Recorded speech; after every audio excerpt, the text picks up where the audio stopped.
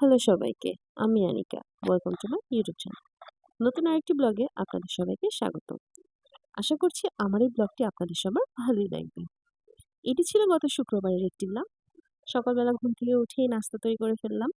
যদিও নাস্তার মধ্যে শুধু রুটিটাই তৈরি করেছি আর চা, বাকি সবটা বাইরে থেকে আনা হয়েছে। দেখেছেন আমার রুটিটি কি সুন্দর ফুলেছে?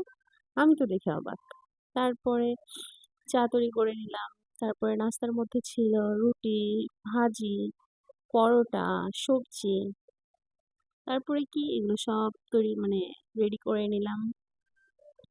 সাথে ১ কাপ চা ছিল। যদিও চা আমি খাইনি, আমার মায়ের খুব পছন্দ। তারপরে মা, আমরা সবাই রেডি হয়ে নিলাম। বেরিয়ে গেলাম বাইরে যাওয়ার উদ্দেশ্যে।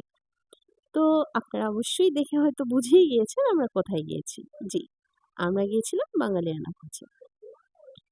বাঙালিয়ানা ভোজ আমার খুব পছন্দের একটি রেস্টুরেন্ট। বিশেষ করে ওদের খাবারের মান এবং এবং ওদের যে ব্যবহার মানে রেস্টুরেন্টে যারা আছে খুবই ভালো, খুবই ভালো।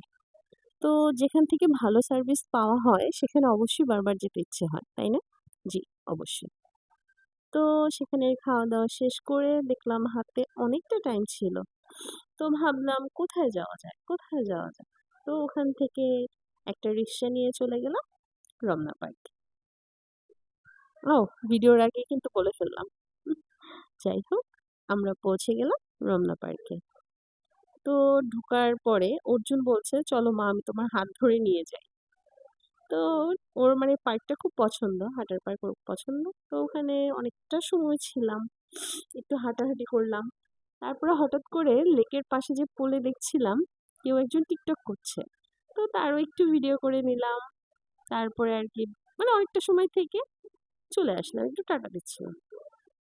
ওখান থেকে আমরা চলে আসলাম আমাদের পুরান ঢাকার একটি বিখ্যাত ফুচকার দোকান। নামটি হচ্ছে জুম্মনের ফুচকা। মানে আরমানিটোলার অনেকেই হয়তো চিনবেন। ফুচকার দোকানটা অনেক ভালো এবং অনেক মজাদার ওখানকার ফুচকা খুবই মজা। তো আমরা নিয়েছিলাম ফুচকা, চটপটি, আলুর চাট। তো ওগুলো খাওয়া-দাওয়া করে মজু দিয়ে ভিডিওটি শেষ করলাম।